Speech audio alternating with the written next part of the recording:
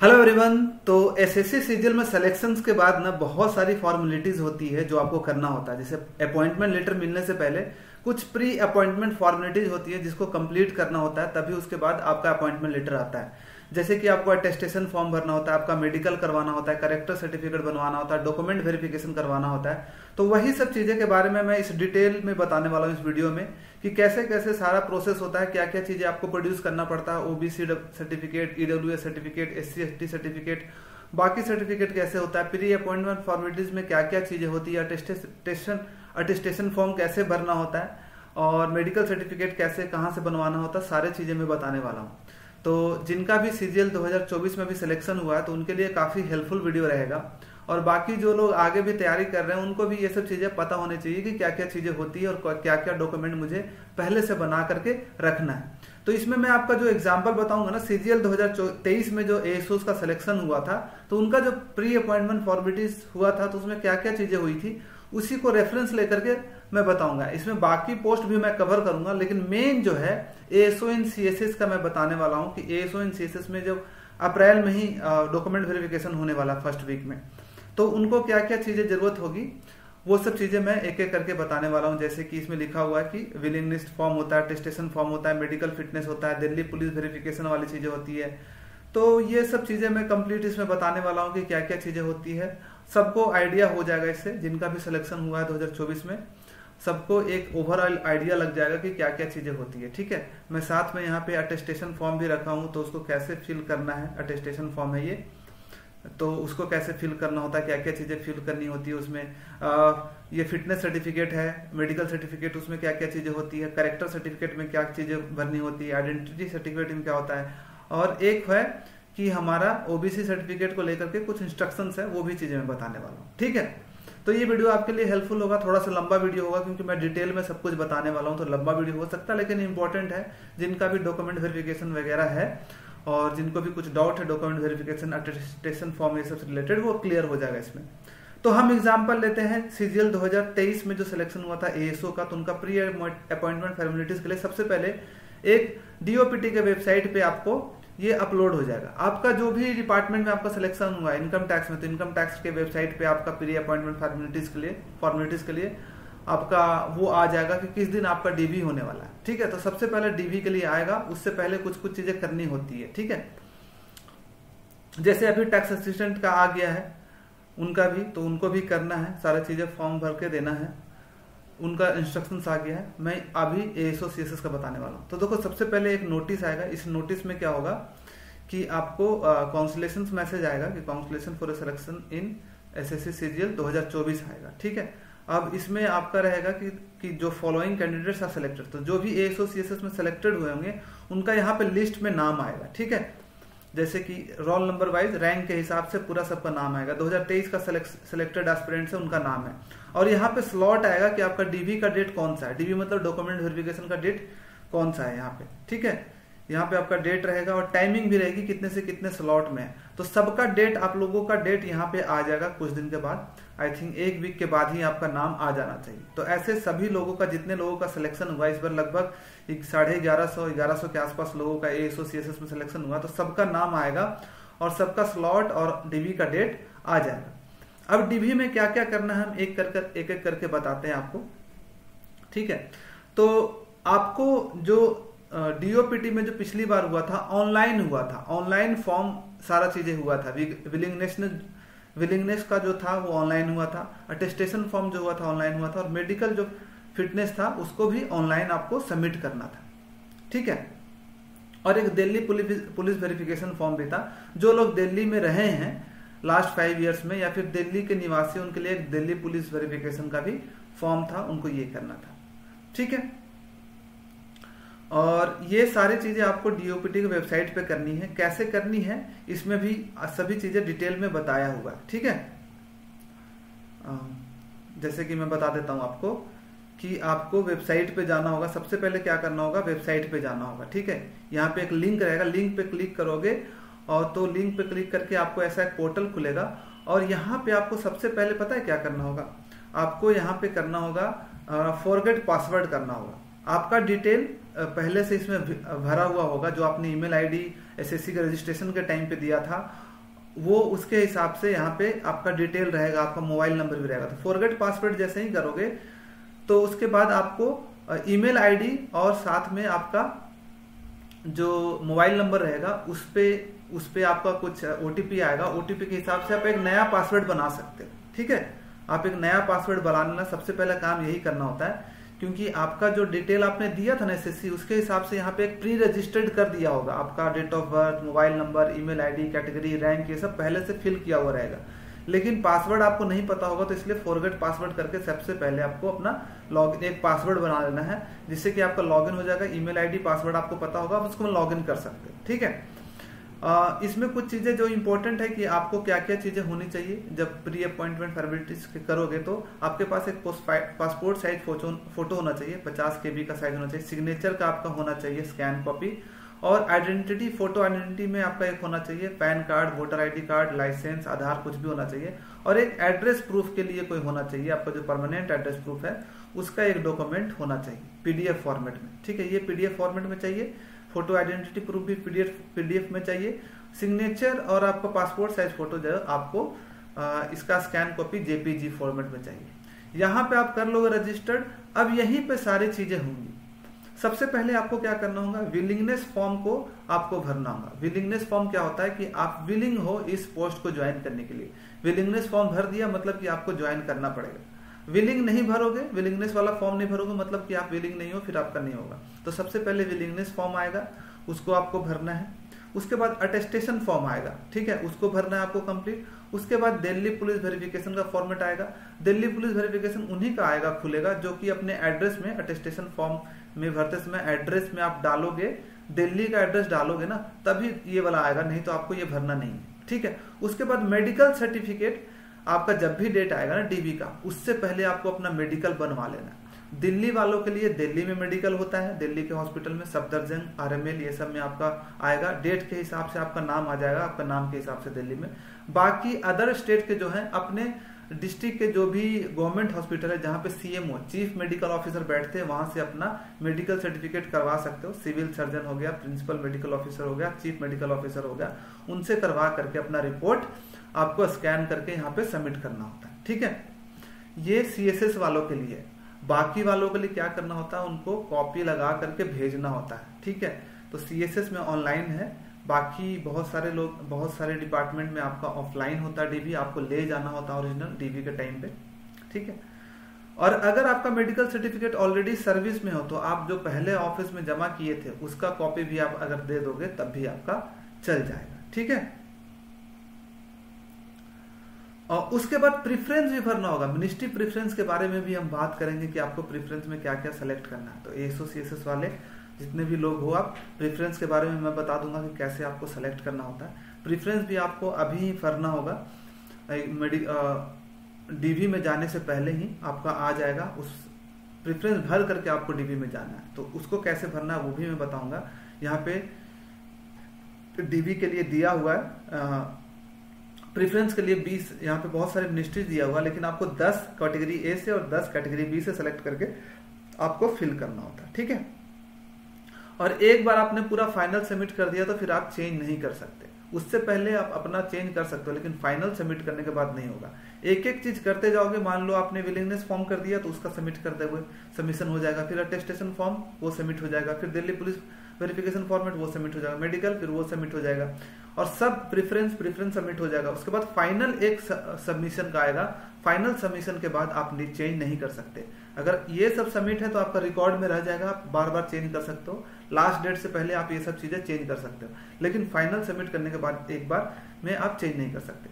अब हम चलते हैं कि विलिंगनेस फॉर्म में क्या होता है, मेडिकल सर्टिफिकेट कैसे भरना होता है, वो सब चीजें हम एक बार आपसे देखते हैं। ठीक है, तो सबसे पहले जो देखो, चलो हम चलते हैं इसमें देखते हैं कि अटेस्टेशन फॉर्म में क्या होता है। अटेस्टेशन फॉर्म बहुत इंपॉर्टेंट होता है, ये आपके सर्विस बुक में लगता है। इसमें आपका सारा चीज डिटेल होता है अटेस्टेशन फॉर्म में। ठीक है, अब इसको देखते हैं। और ये अटेस्टेशन फॉर्म में बहुत अच्छे से भरना होता है, क्योंकि इसमें सभी चीजें आपको करेक्ट भरनी होती है। अगर आपने कुछ भी गलत भरा, आपको बाद में पता चला, तो आपके सर्विस पे बात आ सकती है, आपको सर्विस से निकाला भी जा सकता है। तो ये अटेस्टेशन फॉर्म में एक फोटो होगा। CSS वालों का तो ऑनलाइन होगा, लेकिन बाकी अदर डिपार्टमेंट वालों का ये आपको हार्ड कॉपी में ही आपको भर करके पेन से भेजना पड़ेगा, ठीक है। तो आपको क्या करना है, 5x7 का 5 सेंटीमीटर इंटू 7 सेंटीमीटर का रिसेंट फोटोग्राफ यहाँ पे चिपकाना सबसे पहले, ठीक है। उसके बाद नाम आपका फुल नेम ब्लॉक लेटर में लिखना है, ब्लॉक मतलब आपका जो भी नाम है रोहित, तो ROHIT, रोहित कुमार है तो रोहित कुमार पूरा ब्लॉक लेटर में लिखोगे, ठीक है। और हमेशा याद रखना इसमें शायद जो है पेन यूज करना है, बॉल ब्लैक यूज नहीं करना, आपको blue pen ball pen use करना है, ठीक है। प्रेजेंट एड्रेस आपको डालना, आप जहाँ अभी रहते हो, होम एड्रेस आपको डालना है, और ओरिजिनल रेसिडेंट आप कहाँ के हो, ठीक है। अगर ओरिजिनल रेसिडेंट आप बांग्लादेश वगैरह को, तो इसको भरना नहीं है। होम एड्रेस आपको भरना है, होम एड्रेस का मतलब जहां आपका परमानेंट एड्रेस है, ठीक है। और प्रेजेंट एड्रेस कि आप जहां पे अभी रह रहे हो फिलहाल, जैसे कि हो सकता है कि आप दिल्ली में अभी रह रहे हो, लेकिन आपका प्रेजेंट एड्रेस कहीं और है, कहीं और से रह रहे हो, अभी आपकी फैमिली यहाँ रह रही है, परमानेंट कहीं और है, ठीक है। Particulars of places where you have resided for more than 1 years at a time in last 5 years। अब यहाँ पे चीजें होती है कि आपको 5 जगह का लास्ट 5 years में आपने कहां तक आफ्टर अटेनिंग द 21 साल का एज अटेन करने के बाद आपने लास्ट 5 years में कहां रहे हो, आपको वो वाला एड्रेस देना है। अगर आपने 21 साल के बाद लास्ट 5 years में 3 जगह पे रहे हो 1 साल से ज्यादा टाइम के लिए, तब आपको वो प्लेसेस को भरना है। मान लीजिए कि आपने कॉलेज के लिए कहीं और चले गए, तो आपको कॉलेज का एड्रेस देना है, ठीक है। आपका घर का एड्रेस, आप घर पे रहोगे तो घर का एड्रेस देना है। तो 2 जगह अगर मान लो आपने रहा है लास्ट 5 years में 1 साल से ऊपर, तो दोनों जगह का एड्रेस आपको यहाँ पे भरना पड़ेगा, ठीक है। ये इंपॉर्टेंट होता है, तो ये आपको भरना होगा। उसके बाद आपको नेम भरना है पूरा अच्छे से, नेशनलिटी आपको भरना है, प्लेस ऑफ बर्थ भरना है, ऑक्यूपेशन का है यहाँ पे सामने नीचे भरना है, प्रेजेंट पोस्टल एड्रेस क्या है, परमानेंट एड्रेस क्या है वो भरना है, फादर का नाम क्या है, मदर का नेम क्या है, हस्बैंड या वाइफ है उसका नाम, ब्रदर का नाम और सिस्टर का नाम आपको यहाँ पे भरना होता है, ठीक है। Information to be furnished with regard to sons and daughters in case they are studying living in a foreign country. जो ऑनलाइन फॉर्म भरेंगे ना एसओ वाले, उन आप लोग को भी ऐसे ही भरना होगा, सेम टू सेम। तो आप लोग देख लो, ठीक है। ये वाला चीजें समझ में आ गई होगी आई होप, कि लास्ट 5 years में आपने 1 साल से जहां भी 1 साल से ज्यादा जिस भी प्लेस पे रहे हो, आप उसका एड्रेस आपको भरना है, ठीक है। 1 साल से ज्यादा उसका एड्रेस, वहां पे वेरिफिकेशन होगा कि कहीं वहां पे आपने कुछ गड़बड़ तो नहीं किया, तो वहां पे जाता है, लेटर जाएगा और वहां पे वेरिफिकेशन होगा। 21 साल का उम्र हो जाने के बाद से, तो आप 21 साल के जब हो गए होगे उसके बाद आप 5 साल कहाँ रहे हो वो देखना, ठीक है। उससे पहले वाला मत डालना। अब information to be furnished with regard to sons and daughters in case they are studying living. अगर आपका कोई सन और डॉटर है तो आपको डालना है। तो आपका सन एंड डॉटर तो कुछ होगा नहीं, जनरली लोगों का नहीं होता, बहुत लोगों को होगा, तो वो देख लेना। इसका नहीं होगा तो नील आप भर सकते हो। अगर जहां पे कुछ नहीं है तो आप ऐसे नील ऐसे करके भर सकते हो। नेशनलिटी में इंडियन हो गया या फिर जो भी है आपका। Date of birth, present age आपका कितना है, और एज एट मेट्रिकुलेशन, मेट्रिकुलेशन में आपका एज क्या हो रहा है, प्रेजेंट एज क्या हो रहा है, तो सेम ही होगा। प्रेजेंट एज और मेट्रिकुलेशन का एज तो सेम ही होगा। प्लेस ऑफ बर्थ आपको लिखना है कि आपका प्लेस ऑफ बर्थ कहाँ पे जन्मे थे, और स्टेट लिखना है, डिस्ट्रिक्ट एंड स्टेट भी लिखना है। मान लीजिए आपने गया डिस्ट्रिक्ट या फिर आपने कोई एक गांव में मान लो लिखा होगा, कोई गांव का नाम लिखना, पहले विलेज का नेम लिख देना है, फिर डिस्ट्रिक्ट का नेम लिखना आपको। डिस्ट्रिक्ट मान लो आपने गया डिस्ट्रिक्ट, बिहार के हो तो गया डिस्ट्रिक्ट हो गया, और स्टेट है तो बिहार हो गया, तो ऐसे लिख सकते हो। विलेज का नाम, उसके बाद ये, फिर उसके बाद स्टेट का नाम। District and state to which you belong, आप कहाँ से बिलोंग करते हो, आप बिलोंग कहाँ कर सकते हो सकते हो कि आप यूपी से बिलोंग करते हो लेकिन आपका जो बर्थ हुआ है दिल्ली में हुआ, ऐसा हो सकता है। या फिर आप यूपी से बिलोंग करते हो, आपको बिहार में बर्थ हुआ है, आपके नानी घर यहाँ पे हो, तो ये हो सकता है। तो डिस्ट्रिक्ट एंड स्टेट आपको लिखना है। डिस्ट्रिक्ट में जैसे मान लो आपने लिख दिया रांची, और झारखंड लिख दिया, Jharkhand state. District and state to which your father belong, father आपका किस स्टेट से, मान लीजिए आप जहां से बिलोंग करोगे, जनरली पापा भी आपके जहां से बिलोंग करेंगे आप वहीं से हो, तो रांची झारखंड आप लिख सकते हो, ठीक है। तो आपको देख लेना कि आपके पापा कहां से बिलोंग करते थे और आप कहां से बिलोंग करते हो। तो जनरली जहां से पापा बिलोंग करते हैं आप भी वहीं से बिलोंग करते हो जनरली। योर रिलीजन आपको लिखना है, हिंदू मुस्लिम जो भी है। Are you ST/SC member, yes और नो में जवाब देना। अगर आप SC/ST हो तो आप यस कर देना, नहीं तो आपको नो लिखना। OBC भी हो तो नो, EWS भी हो तो नो। एजुकेशनल क्वालिफिकेशन को आपको अच्छे से भरना है। Education qualification showing place of education with years in the education and college since 15 years of age, 15th years of age. तो ये क्वालिफिकेशन शोइंग प्लेस, तो ये सारे चीजें भरनी है। तो 10th 12th का ये सब भरना है। नेम ऑफ स्कूल सबसे पहले 10th का। डेट ऑफ एंट्री, तो डेट ऑफ एंट्री आपको एक अप्रोक्स लिखना है, ठीक है। अप्रोक्स लिखना है कि मार्च 2020 या फिर 2015 2014। और लिविंग क्या है, मान लो कब किया था आपने उस स्कूल को। और एग्जामिनेशन पास, जैसे मान लीजिए आपका स्कूल है, कोई एक स्कूल होगा आपका, कैम्ब्रियन स्कूल में आप हो, कैम्ब्रियन स्कूल में 6 क्लास से 10 क्लास तक पढ़े हो, तो हो सकता है कि आपने 2005 में इंटर किया होगा। मार्च अप्रैल आप अप्रोक्सीमेट डेट लिख सकते हो 2005, और निकलने का टाइम है 2012। आप मान लो कि वहां पे आप एग्जामिनेशन 10th 12th जो भी पास किया तो 10th का लिख देना। मान लो वहीं पे आपने 10th भी पास 12th भी पास किया तो कैम्ब्रियन स्कूल कहीं लिख सकते हो और 12th लिख सकते हो। उसके बाद ग्रेजुएशन आपने कोई अदर कॉलेज में किया तो यहाँ पे अपने कॉलेज का नाम लिखना है, ठीक है। इंटरिंग कब किए थे, मंथ और उसका ईयर लिख लेना है। और उसके बाद फिर से डेट ऑफ लिविंग अप्रॉक्स, जब आपका लिविंग वही होगा जब आपका रिजल्ट आएगा उस टाइम का लिख लेना है आपको, रिजल्ट का जो डेट है उस टाइम का। और एग्जामिनेशन पास, तो यहाँ पे ग्रेजुएशन लिख सकते हो, या ग्रेजुएशन लिख सकते हो, यहाँ पे 10th लिख सकते हो, यहाँ पे 12th लिख सकते हो, यहाँ पे ग्रेजुएशन लिख सकते हो, ठीक है। अब पोस्ट ग्रेजुएशन अगर आपका होगा तो आप वो भी लिख सकते हो, ठीक है। वैसे नेसेसरी नहीं है, ग्रेजुएशन तक ही चाहिए अगर आप CGL क्वालिफाई किए हो तो।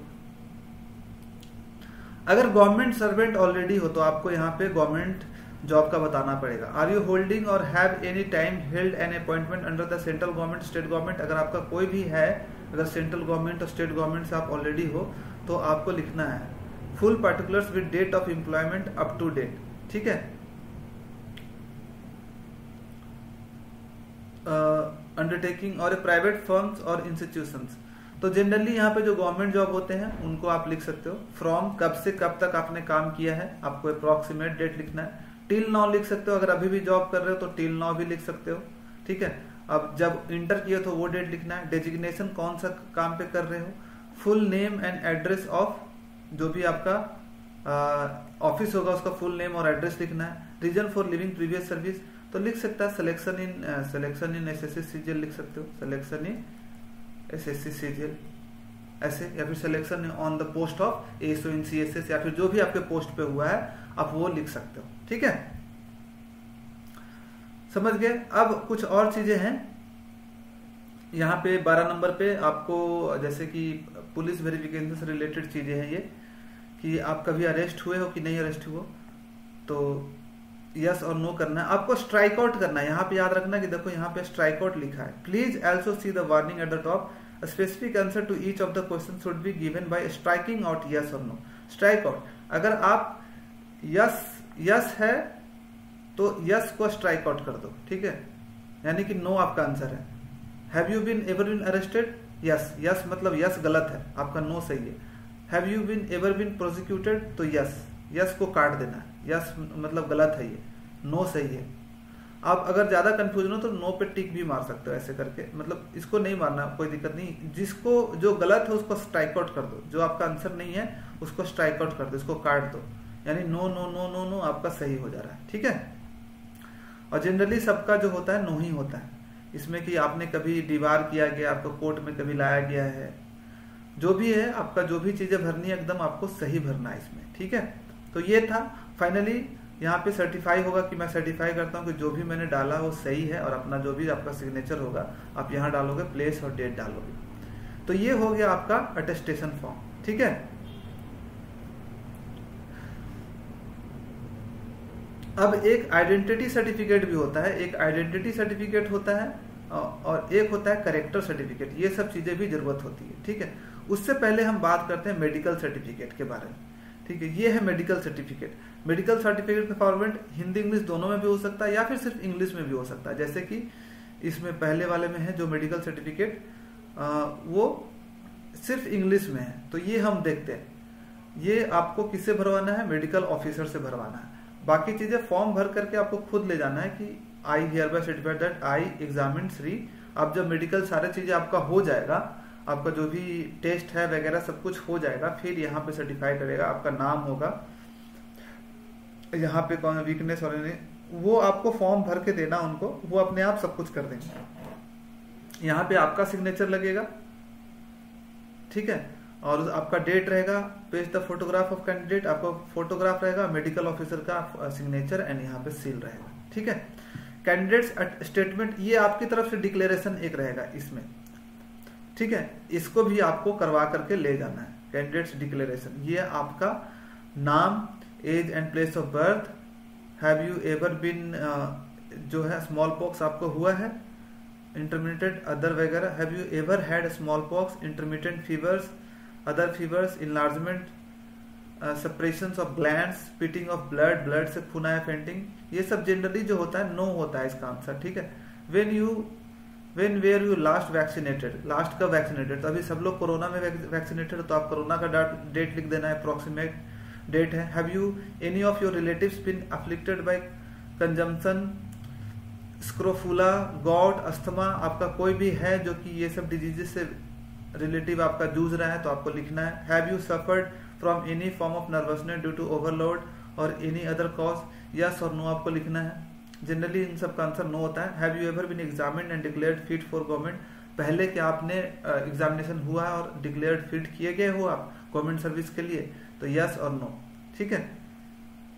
फर्निश डिटेल आपको देना, फादर्स का एज, फादर्स का भी आपको देना होता है, एज क्या है, अगर लिविंग है तो उनका नाम क्या है, हेल्थ का कंडीशन कैसा है, स्टेट ऑफ हेल्थ तो गुड लिख सकते हो आप।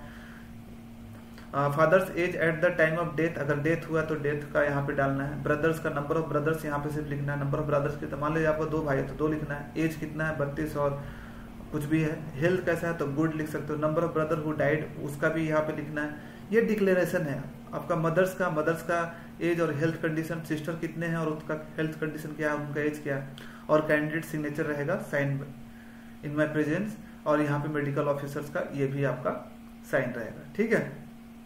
Please take back to back print, आपको बैक टू बैक प्रिंट लेना है, इसमें लिखा हुआ, तो ये दोनों को बैक टू बैक प्रिंट लेना है। तो ये वाला काम आपको ओरिजिनल में करवाना है, ठीक है, ओरिजिनल आपको अपने पास रखना है, ये मेडिकल डीवी के टाइम पे आपसे मांगा जाएगा, ठीक है, याद रखना।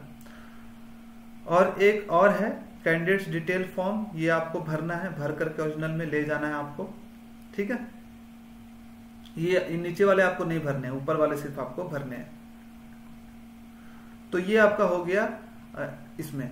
तो जो डीओपीटी में सीएसएस के लिए चाहिए बस इतना ही सारी चीजें चाहिए होगा, ठीक है। अब हम चलते हैं कि डीवी के टाइम पे क्या क्या चीजें मांगी जाएगी, ठीक है।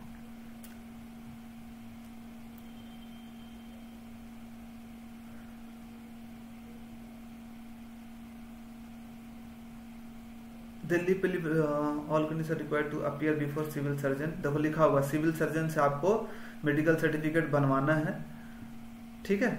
और the medical candidate must upload the certificate on the online portal, आपको ऑनलाइन पोर्टल में ओरिजिनल उसका कर करके स्कैन आपको उसमें अपलोड करना है, और original medical certificate on the day of document verification के दिन ओरिजिनल आपको ले करके जाना है मेडिकल सर्टिफिकेट, ठीक है, जो भी है आपको दिया हुआ है। अगर आप ऑलरेडी गवर्नमेंट सर्वेंट में हो तो आप अपने कंट्रोलिंग अथॉरिटी को बोल सकते हो कि ये आपको यहाँ पे them to forward the attested copy of their medical examination report obtained at the time of appointment to the undersigned।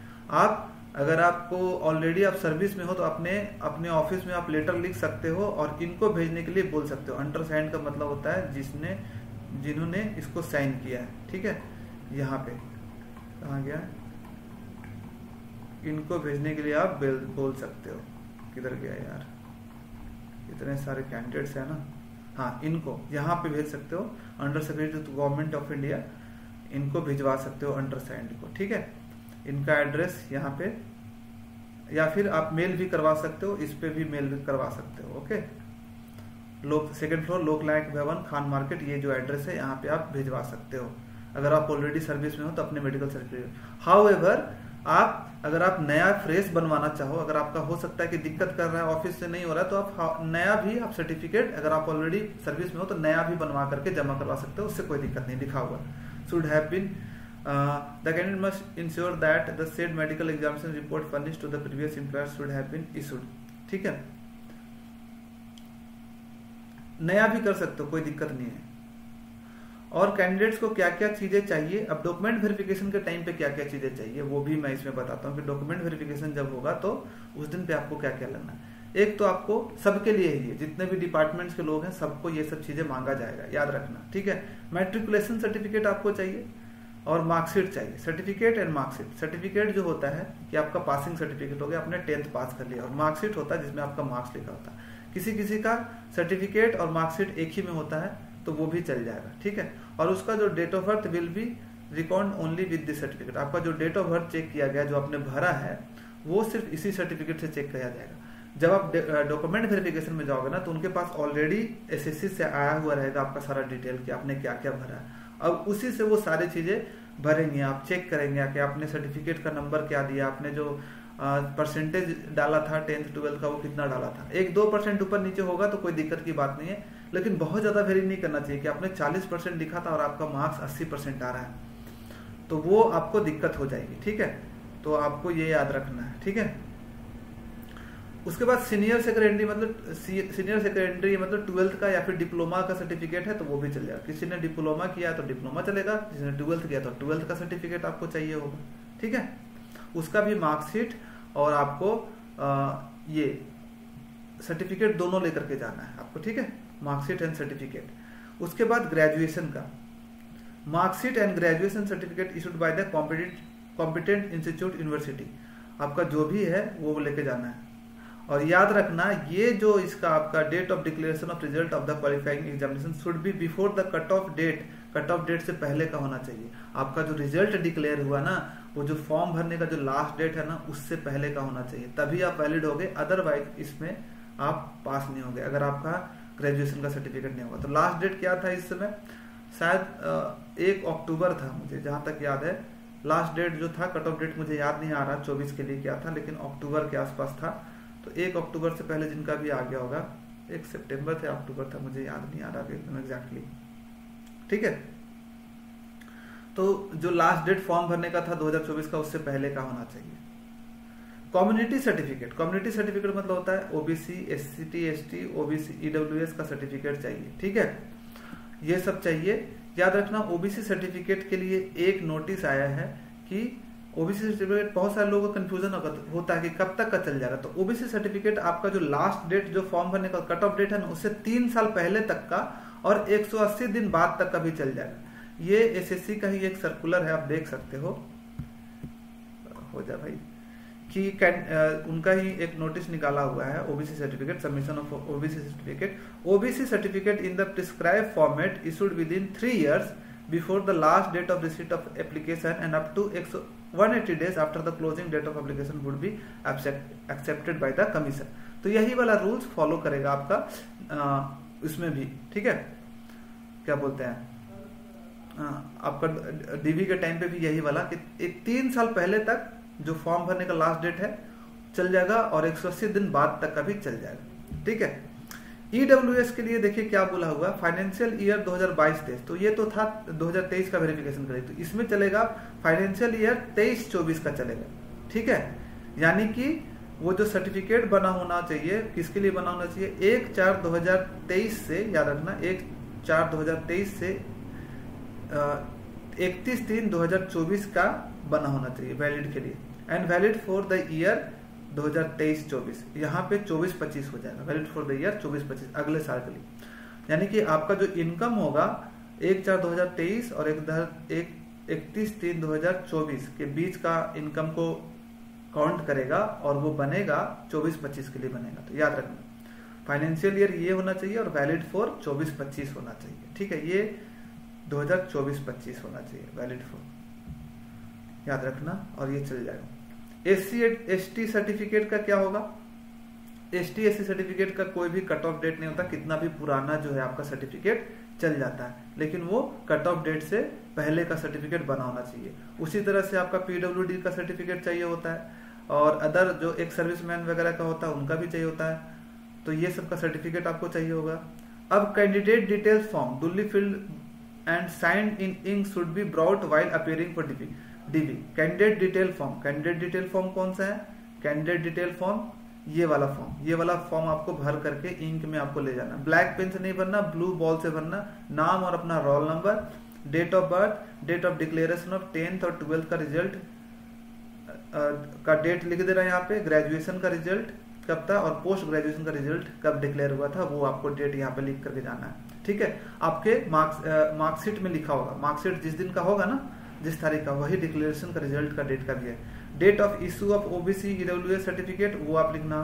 आप अगर ओबीसी से हो तो ओबीसी सर्टिफिकेट का डेट लिखना है, कौन सा आपको ओबीसी सर्टिफिकेट में लिखा होता है डेट वो लिखना है। डेट ऑफ डिस्चार्ज ऑफ एक सर्विसमैन के लिए है। Date of issue of disability certificate आप ये भर करके और सिग्नेचर करके आपको ले जाना है, नीचे वाली चीजें आपको नहीं भरनी है। ठीक है,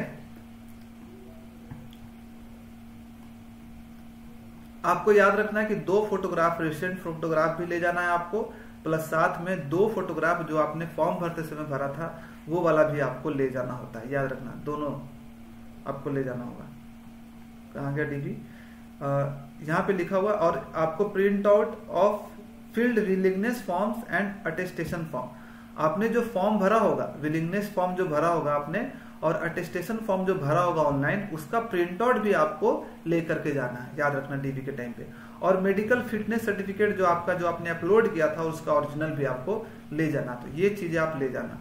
क्या क्या चीजें हो गई, 10th का दोनों सर्टिफिकेट, 12th का दोनों सर्टिफिकेट, ग्रेजुएशन का सर्टिफिकेट आपको ले जाना है, आपका ओबीसी ईडब्ल्यूएस का सर्टिफिकेट ले जाना है, आपका आपको याद रखना आपको आईडी प्रूफ में भी आपको चीजें ले जानी है। ठीक है, आईडी प्रूफ में भी आपको 2 आईडी प्रूफ ले जाना है, 2 याद रखना।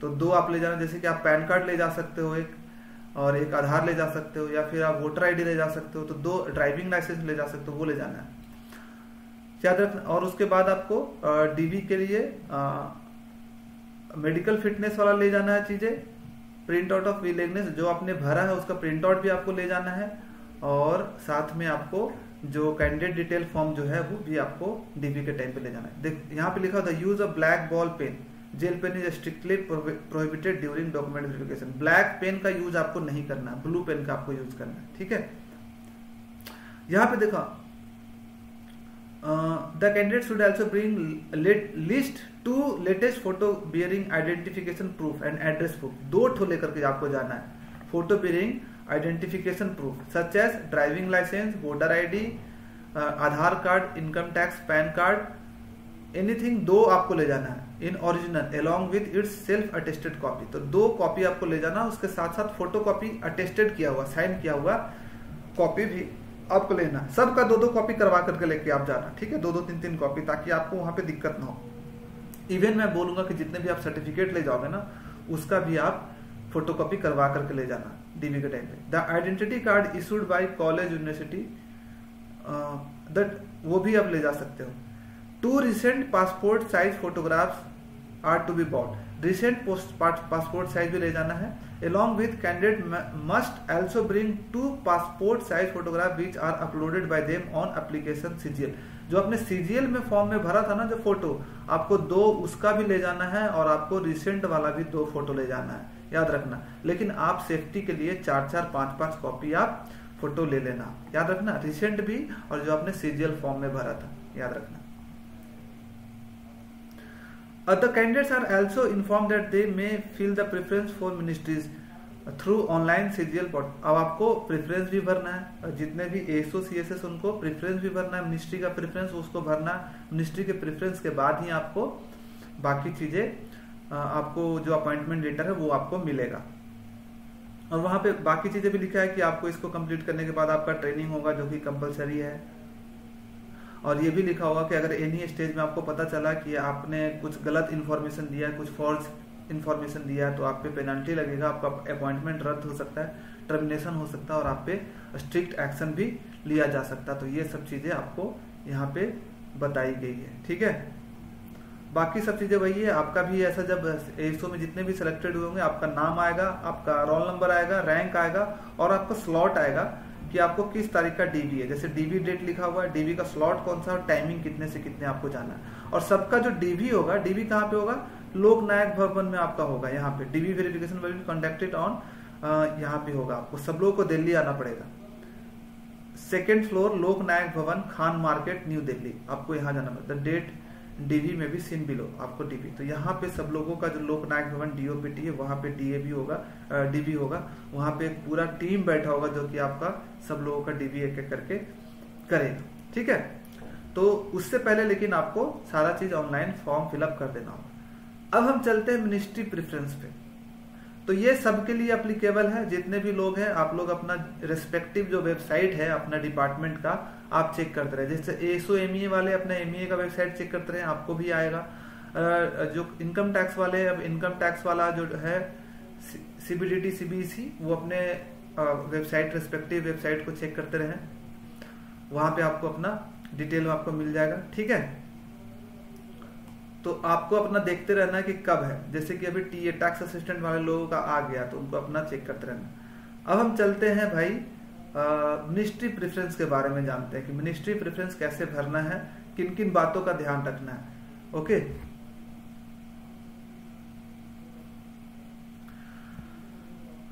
एक चीज और पहले आगे बढ़ने से पहले बता दूं कि मैंने एक ग्रुप भी बना दिया, टेलीग्राम ग्रुप, जिसमें कि सभी लोग सीजीएल 2024 के सिलेक्टेड है। टेलीग्राम 24 सिलेक्टेड जितने भी लोग हैं सब लोग उसमें जुड़े हुए हैं। तो आप वहां पे ज्वाइन कर सकते हो। वहां पे जितना भी डिटेल्स है, जो भी चीजें हो रही है, जो डिपार्टमेंट का डीबी के लिए आ रहा है, हम वहां पे डाल देते हैं। और वहां पे कोई भी इंपॉर्टेंट इन्फॉर्मेशन है वो मैं आपको मिल जाएगा। तो उसका जो लिंक है आपको डिस्क्रिप्शन में मिल जाएगा। इस वीडियो को डिस्क्रिप्शन में जाओगे तो उस टेलीग्राम ग्रुप का लिंक मिल जाएगा। वहां पे क्लिक करोगे तो आप वहां पे क्लिक करके ज्वाइन कर सकते हो उस टेलीग्राम ग्रुप को, ठीक है।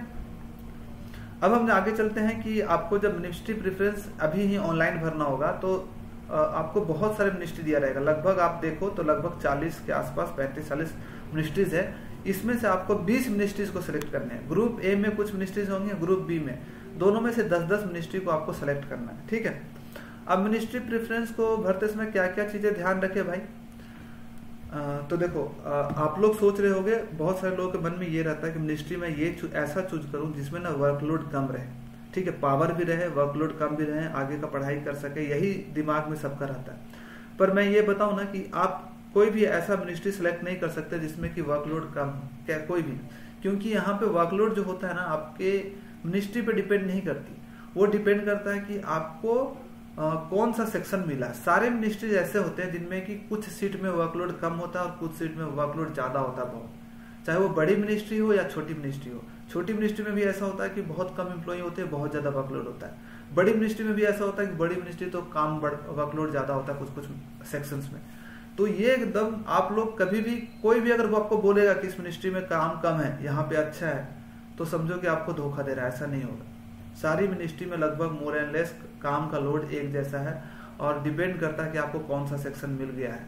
और सेक्शन आपके हाथ में नहीं है। आप वहां पे जाओगे तो एडमिन में ज्वाइन करोगे और एडमिन अपना आपको रैंडमली आपको कोई भी मिनिस्ट्री में एलोकेट कर सकता है, ठीक है। आपसे पूछा नहीं जाएगा कि भाई कम वर्कलोड चाहिए क्या, कि ज्यादा वर्कलोड चाहिए, नहीं।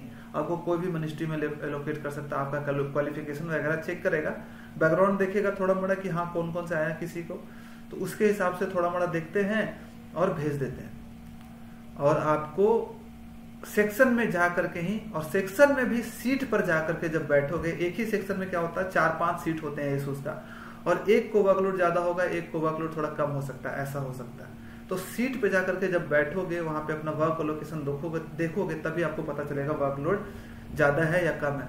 तो इस एकदम इस दुविधा में मत रहना और इस भ्रम में मत रहना कि मैं इस वाले मिनिस्ट्री में जाऊंगा तो वर्कलोड कम होगा, यहाँ पे एंजॉय होगा।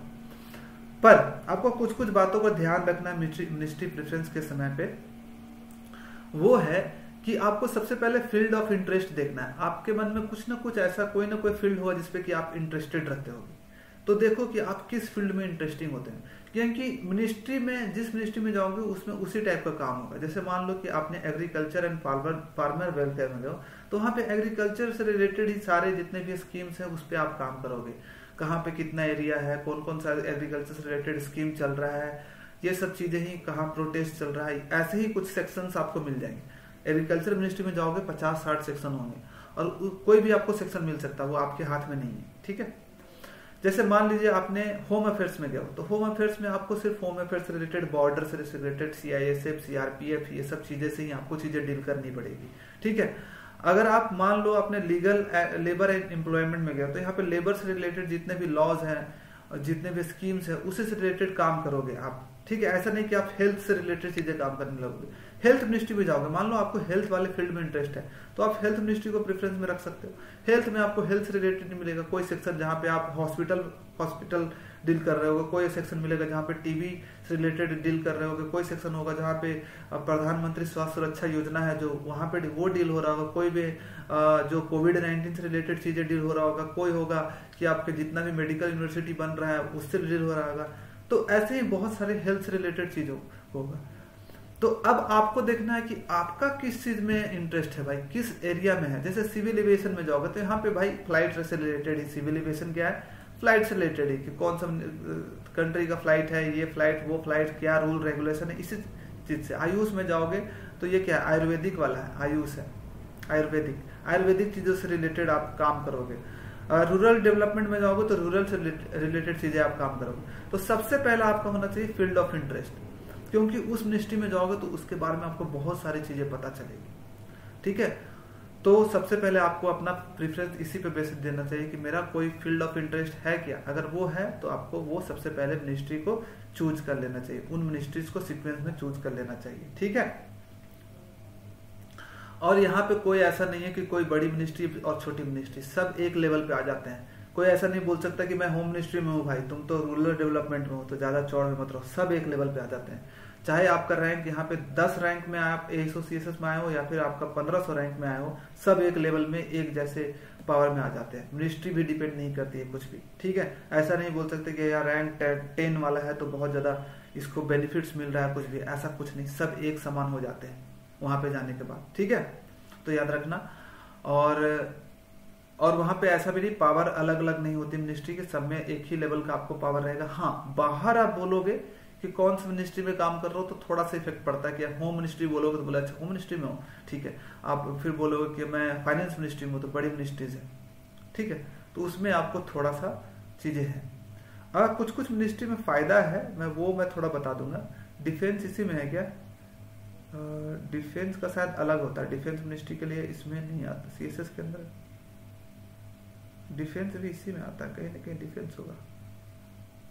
हाँ, डिफेंस मिनिस्ट्री में थोड़ा फायदा है। डिफेंस मिनिस्ट्री में क्या होता है, लेकिन कुछ घाटा भी है। डिफेंस मिनिस्ट्री कुछ मिनिस्ट्रीज के मैं फायदे बता देता हूँ जिससे कि आप उसको चूज कर। जैसे डिफेंस मिनिस्ट्री में आपको कैंटीन कार्ड मिलेगा, लेकिन कैंटीन कार्ड में भी उतना बेनिफिट नहीं होता। सिविलियन एम्प्लॉय के लिए उतना ज्यादा बेनिफिट नहीं होता वहां पे, ठीक है, कैंटीन कार्ड में। लेकिन यही डिफेंस मिनिस्ट्री के कार्ड से आपको टॉल नहीं देना पड़ेगा, डिफेंस वालों के लिए फ्री होता है आपको। लेकिन मोबाइल अलाउड नहीं होता अंदर में, याद रखना।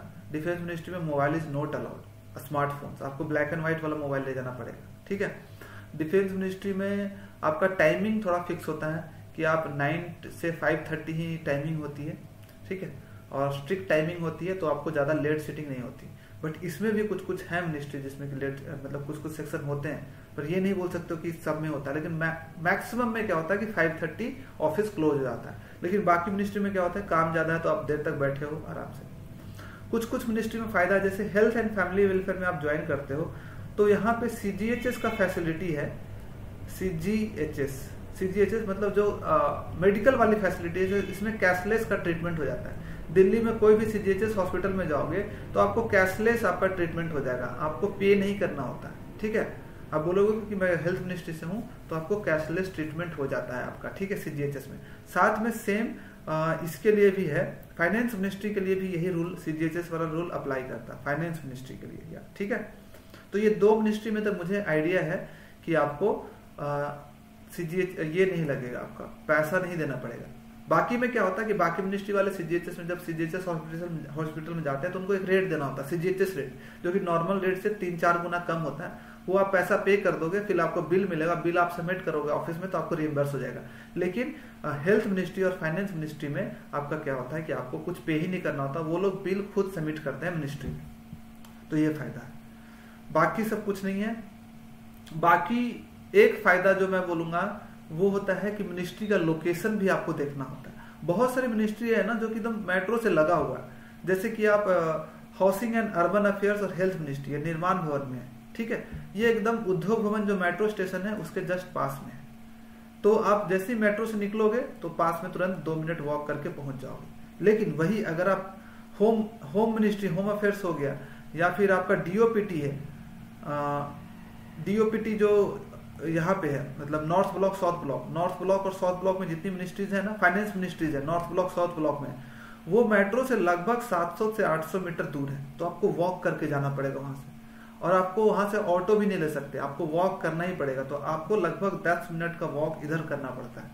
तो गर्मी में थोड़ा सा ये दिक्कत होती है। आपको स्टार्टिंग में तो अच्छा लगेगा, लेकिन आपको फिर बिल्डिंग अच्छा लगेगा, नॉर्थ ब्लॉक साउथ ब्लॉक कुछ पावरफुल मिनिस्ट्री लगेगी, लेकिन कुछ दिन के बाद वो मिनिस्ट्री आपको, मतलब आपको लगेगा कि यार नजदीक रहता। तो ये भी आप देखना कि होम मिनिस्ट्री जो है, फाइनेंस मिनिस्ट्री है, डिफेंस मिनिस्ट्री जो है, वो सब नॉर्थ ब्लॉक और साउथ ब्लॉक में ही है, जो कि मेट्रो से दूर है।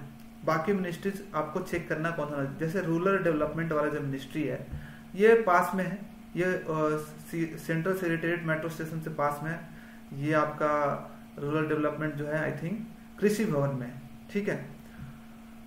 एक एक करके एग्रीकल्चर, ये मेट्रो से पास में है, एग्रीकल्चर मिनिस्ट्री कृषि भवन में है। एनिमल हस्बेंड्री एंड डेयरी, ये भी शायद कृषि भवन या शास्त्री भवन में पास में है। आयुष मिनिस्ट्री का मुझे नहीं पता कहाँ पे, आपको देखना होगा। Defence north block south block जो कि दूर है। ड्रिंकिंग वाटर एंड सैनिटेशन, ये नहीं पता कहाँ पे है।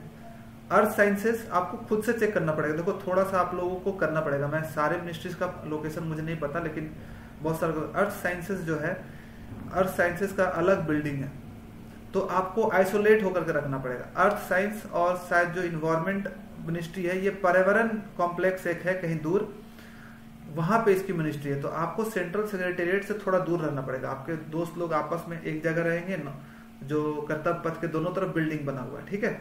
जितने भी मिनिस्ट्रीज हैं कर्तव्य पथ के दोनों तरफ बना हुआ, लेकिन कुछ मेट्रो से पास है, कुछ मेट्रो से दूर है।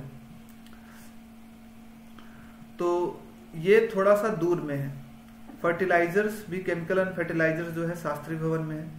फूड पब्लिक डिस्ट्रीब्यूशन, ये भी शास्त्री भवन में है। फूड प्रोसेसिंग भी उसी में है। हेल्थ फैमिली वेलफेयर जो मैंने बता दिया कि आपका निर्माण भवन जो कि मेट्रो स्टेशन, उद्योग भवन मेट्रो स्टेशन के पास है। नीति आयोग, ये पटेल चौक के आसपास है नीति आयोग, जहां तक मुझे पता है। साइंस एंड टेक्नोलॉजी, जो लोग साइंस एंड टेक्नोलॉजी लेना चाहते हैं वो याद रखो कि आप एकदम आइसोलेटेड हो जाओगे अपने दोस्त से। ये मिनिस्ट्री एकदम अलग है, ये हौज खास के पास है, कटवरिया सराय के पास, ठीक है। कुतुब इंस्टीट्यूशनल एरिया एकदम अलग है, ये एकदम मिनिस्ट्री अलग है, ठीक है। तो ये आप देख लेना, साइंस एंड टेक्नोलॉजी। आपको, आप अपने दोस्तों के आसपास नहीं रहोगे। सेंट्रल विस्टा, देखो हालांकि सेंट्रल विस्टा 1-2 साल में बन जाएगा, तो सब मिनिस्ट्री, जितने भी ये सब मिनिस्ट्री जो आसपास में है वो सब तो पास में आ जाएंगे, लेकिन साइंस एंड टेक्नोलॉजी दूर ही रहेगा। जो आपका एनवायरमेंट, फॉरेस्ट, क्लाइमेट चेंज, ये अलग ही रहेगा। सिविल एविएशन, सिविल एविएशन का भी मिनिस्ट्री अलग है, ये आईएनआई जो मेट्रो स्टेशन है वहां पे है, ठीक है। इसी तरह से आई थिंक जो मिनिस्ट्री ऑफ कॉमर्स है, कॉमर्स भी, उसका बिल्डिंग भी थोड़ा सा अलग हो गया। यूपीएससी देख लो, यूपीएससी का भी जो बिल्डिंग है ना मेट्रो स्टेशन से दूर है, कम से कम लगभग 2 किलोमीटर, 1 से 1.5 किलोमीटर के आसपास दूर है मेट्रो स्टेशन। इससे यूपीएससी से लगभग 1 से 1.5 किलोमीटर है। डीओपीटी जो है, डीओपीटी का 2 लोकेशन में जॉब होता है। एक तो लोकनायक भवन जहां आपका डीबी होगा, और दूसरा है डीओपीटी, वो नॉर्थ ब्लॉक साउथ ब्लॉक में होता है। और इसके अलावा कहीं पे इनके ऑफिस नहीं है, डीओपीटी के ही 2 है, तो दोनों दूर है। जो लोकनायक भवन है वो तो अलग है, आइसोलेटेड है, वो सेंट्रल के आसपास नहीं है, इंडिया गेट के आसपास नहीं है। और जो नॉर्थ साउथ ब्लॉक है मेट्रो स्टेशन से थोड़ा दूर है। लेकिन अभी सेंट्रल विस्टा जो बन रहा है 1-2 साल में, तो जितने भी ministries north block south block और जो निर्माण भवन, उद्योग भवन, सब एक में आ जाएंगे, तो फिर चीजें बराबर हो जाएगी। लेकिन कुछ कुछ मिनिस्ट्री जो कि एकदम अलग सेपरेट बना हुआ है, इन्वायरमेंट, फॉरेस्ट हो गया, बाकी जैसे कि साइंस एंड टेक्नोलॉजी हो गया, ये सब अलग ही, जैसे कि सिविल एविएशन बना हुआ, इनका अलग ही बिल्डिंग हो गया, तो वो लोग इधर नहीं आएंगे, वो लोग, उनका बिल्डिंग वहीं पे रहेगा, ठीक है। एमएसएमई है, ये भी शायद इसमें है, निर्माण भवन में, एमएसएमई निर्माण भवन में है, हाँ है। पेट्रोलियम एंड नेचुरल गैस जो कि है शास्त्री भवन में है। मिनिस्ट्री ऑफ पावर है, पावर आपका वहां पे है, कौन सा, श्रम शक्ति भवन में है। और मिनिस्ट्री ऑफ लेबर भी श्रम शक्ति भवन में है, जो कि थोड़ा सा मेट्रो से दूर है, लेकिन ज्यादा दूर नहीं है, 300-400 मीटर पे होगा।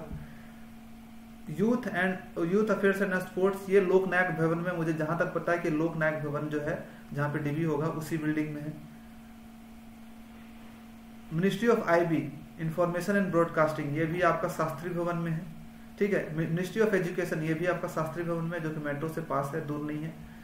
ठीक है। मिनिस्ट्री ऑफ माइंस है, ये भी शास्त्री भवन में है। न्यू रिन्यूएबल एनर्जी, इसका मुझे नहीं पता है कहाँ पे, इसका नहीं पता। Road transport and highway and shipping, ये जहां तक मुझे उद्योग भवन में है। मिनिस्ट्री ऑफ स्टील और सप्लाई, टेलीकम्युनिकेशन, टेक्सटाइल, ये सब जो है उद्योग भवन में मिनिस्ट्री है, उद्योग भवन में। वाटर रिसोर्सेस ये श्रम शक्ति भवन में या फिर शास्त्री भवन में है। वुमेन एंड चाइल्ड डेवलपमेंट, ये मुझे लगता है नॉर्थ साउथ ब्लॉक में है। ट्राइबल अफेयर्स शास्त्री भवन में है, जो कि मेट्रो के पास है। तो आपको ऐसे देखना है, किसी भी मिनिस्ट्री में मैं नहीं बता सकता कि किसमें कम है किसमें ज्यादा। मिनिस्ट्री ऑफ कॉमर्स है, इसका अलग एक बिल्डिंग बन गया कॉमर्स का। ठीक है। एक कौन सा बिल्डिंग है, बिल्डिंग का नाम मैं भूल रहा हूँ, लेकिन इसका अलग, पहले उद्योग भवन में था, अब अलग हो गया। ठीक है। आई थिंक ये तीनों ministry, consumer affairs, corporate affairs और ये कॉमर्स शायद अलग बना है। ठीक है। तो आपको इस हिसाब से अपना प्रेफरेंस को सेलेक्ट करना है, याद रखना है। याद समझ गए कौन कौन सा बातों को ध्यान में रखना है। सबसे पहले अपना फील्ड ऑफ इंटरेस्ट देख लेना। दूसरा देख लेना लोकेशन, देख लेना भाई कि लोकेशन कौन सा है। अगर आप मिनिस्ट्री चूज कर रही हो, अगर आपका रैंक अच्छा है, तो आप पावरफुल वाला मिनिस्ट्री ही चूज करो, बड़ी मिनिस्ट्री ही चूज करना ज्यादा फायदेमंद होगा, क्योंकि वहां पे नंबर ऑफ एम्प्लॉय ज्यादा होंगे। छोटी मिनिस्ट्री में क्या होती है मैं बता देता हूँ, छोटी मिनिस्ट्री में एम्प्लॉयज कम होते हैं। ठीक है। तो आपको अगर वर्कलोड ज्यादा वाला सेक्शन मिल गया ना, तो वहां पे बहुत कम चांसेस हैं कि फिर वर्कलोड वहां पे एम्प्लॉयज आए और अब आपका वर्कलोड कम हो। लेकिन बड़ी मिनिस्ट्री में क्या होता है कि नंबर ऑफ हर साल बहुत ज्यादा एएसओ आते रहते हैं। तो हो सकता है कि एक साल आपका वर्कलोड ज्यादा है, लेकिन फिर आपने सेक्शन में बोला कि सर वर्कलोड ज्यादा है, तो फिर नए जब एएसओ आएंगे तो उस सेक्शन में नया एएसओ आ जाएगा, तो फिर वर्कलोड थोड़ा कम जाएगा। तो अगर लोग है तो मैं बोलूंगा कि बड़ी मिनिस्ट्री को ही चूज करने का ऑप्शन रखना, छोटी मिनिस्ट्री बाद में ही आप रखना। ठीक है। मेरी तरफ से ये सजेशन रहेगा। तो ये सब चीजें हैं, बाकी तो ये सब मैंने बता ही दिया है। डिक्लेरेशन फॉर्म, हाँ एक करेक्टर सर्टिफिकेट के बारे में बता देता हूं। मेडिकल हो गया।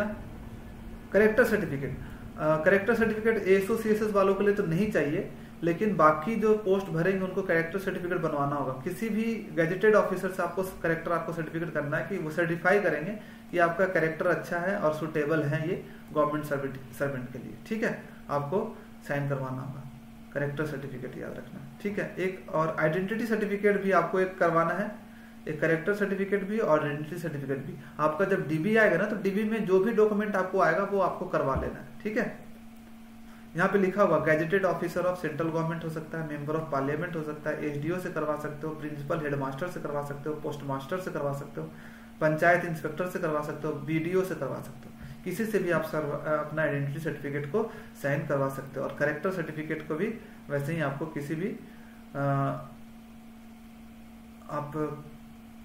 किसी भी इससे करवा सकते हो, गैजेटेड ऑफिसर से करवा सकते हो। ठीक है।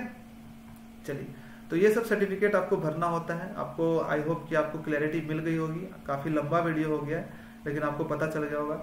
जब आपका ये सब सारी चीजें हो जाएगी कंप्लीट, सारा फॉर्मेलिटीज हो जाएगा, तो इसी तरह से आपका मेल में आपके नाम से एक आएगा अपॉइंटमेंट लेटर। ठीक है। अपॉइंटमेंट लेटर आएगा और उसमें डेट लिखा रहेगा कि आपको कौन सी मिनिस्ट्री ज्वाइन करना है। आप प्रेफरेंस भर दिए होगे तो प्रेफरेंस के हिसाब से आपको अपना ये मिल जाएगा, क्या बोलते हैं, आपको अपना मिनिस्ट्री मिल जाएगा और आपको मिनिस्ट्री में जाकर के ज्वाइन करना होगा। ठीक है। अपॉइंटमेंट लेटर जो होता है वो पब्लिक नहीं होता है सबका, वो आपके मेल पे इंडिविजुअल आएगा। ये वाला चीज है जो प्री अपॉइंटमेंट फॉर्मेलिटीज है, ये तो डीओपीटी की वेबसाइट पे रहती है, लेकिन अपॉइंटमेंट लेटर आपको मेल पे आपको पर्सनली आएगा। ठीक है। तो आई होप कि आपको सब क्लैरिटी हो गई है। फिर भी आपको कुछ कंफ्यूजन है इस वीडियो को देखने के बाद, तो आप कमेंट बॉक्स में लिख सकते हो, उसको मैं ट्राई करूंगा कि उस क्वेश्चंस को मैं जवाब दे दूं। ठीक है। और बाकी लोगों का भी सेम यही सब चीजें होगी। अटेस्टेशन फॉर्म होगा, मेडिकल सर्टिफिकेट आपको जमा करना होगा, करेक्टर सर्टिफिकेट जमा करना होगा और विलिंगनेस फॉर्म को आपको जमा करना होगा। ठीक है। चलिए, तो thank you so much for watching this video. अगर आपको कोई भी दिक्कत हो तो आप कमेंट बॉक्स में लिख सकते हो, और अगर आपको वीडियो अच्छा लगा तो इसको लाइक, सब्सक्राइब और शेयर कर सकते हो। अगर आपका दोस्त किसी का सिलेक्शन हुआ CGL 2024 में तो उनको ये शेयर कर सकते हो, उनको इस वीडियो से फायदा हो जाएगा। चलिए, thank you so much for watching this video.